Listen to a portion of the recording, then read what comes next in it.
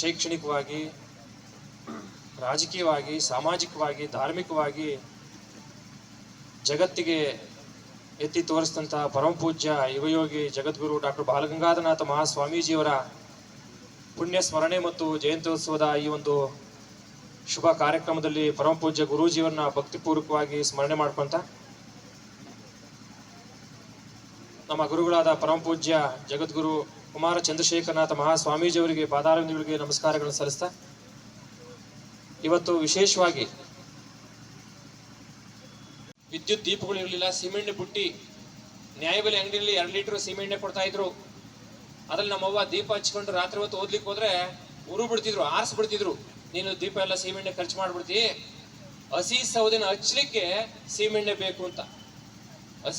ಹಸಿ ಸೌದೆನ ಹಚ್ಬೇಕಲ್ಲ ಒಲೆನಲ್ಲಿ, ಅವಾಗೇನು ಗ್ಯಾಸ್ ಇರಲಿಲ್ಲ.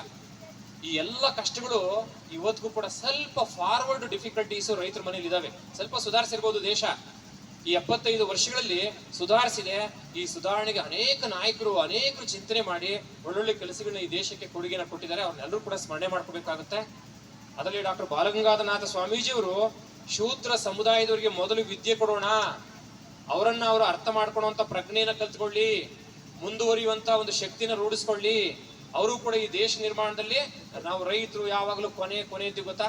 ಇಲ್ಲಿ ಯಾರಾದ್ರೂ ಒಬ್ಬ ರೈತ ಚಡ್ಡಿ ಹಾಕೊಂಡು ಪಂಚೆ ಹಾಕೊಂಡು ಶಾಲಾ ಹಾಕೊಂಡು ಬರಲಿ, ಅವನ ಕೊನೆ ಚೇರಲ್ಲಿ ಕೂರಿಸ್ತೀವಿ. ಯಾಕೆ ನನಗೆ ಆಸ್ ಅನ್ ಆಫೀಸರ್ ಎಕ್ಸ್ಪೀರಿಯನ್ಸ್. ನಮ್ಮ ಕಚೇರಿಗೆ ದಿನ 200-300 ಜನ ಬರ್ತಾ ಇದ್ರು ನಾನು ಮಂಡ್ಯದಲ್ಲಿದ್ದಾಗ.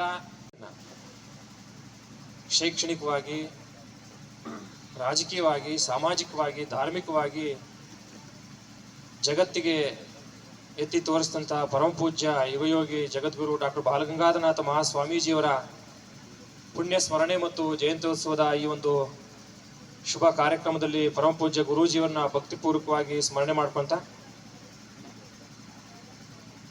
ನಮ್ಮ ಗುರುಗಳಾದ ಪರಮ ಪೂಜ್ಯ ಜಗದ್ಗುರು ಕುಮಾರ ಚಂದ್ರಶೇಖರನಾಥ ಮಹಾಸ್ವಾಮೀಜಿಯವರಿಗೆ ಪಾದಾರವಿಂದಗಳಿಗೆ ನಮಸ್ಕಾರಗಳನ್ನು ಸಲ್ಲಿಸ್ತಾ, ಇವತ್ತು ವಿಶೇಷವಾಗಿ ವಿದ್ಯುತ್ ದೀಪಗಳು ಇರಲಿಲ್ಲ, ಸಿಮೆಂಟ್ ಬುಟ್ಟಿ ನ್ಯಾಯಬೆಲೆ ಅಂಗಡಿಯಲ್ಲಿ 2 ಲೀಟರ್ ಸಿಮೆಂಟ್ ಕೊಡ್ತಾ ಇದ್ರು. ಅದ್ರಲ್ಲಿ ನಮ್ಮವ್ವ ದೀಪ ಹಚ್ಕೊಂಡು ರಾತ್ರಿ ಹೊತ್ತು ಓದ್ಲಿಕ್ಕೆ ಹೋದ್ರೆ ಉರು ಬಿಡ್ತಿದ್ರು, ಆರಿಸ್ಬಿಡ್ತಿದ್ರು.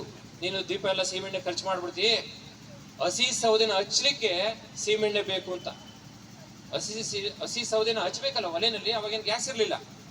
ಈ ಎಲ್ಲ ಕಷ್ಟಗಳು ಇವತ್ತಿಗೂ ಕೂಡ ಸ್ವಲ್ಪ ಫಾರ್ವರ್ಡ್ ಡಿಫಿಕಲ್ಟೀಸ್ ರೈತರ ಮನೇಲಿ ಇದಾವೆ. ಸ್ವಲ್ಪ ಸುಧಾರಿಸಿರ್ಬೋದು ದೇಶ, ಈ 75 ವರ್ಷಗಳಲ್ಲಿ ಸುಧಾರಿಸಿದೆ.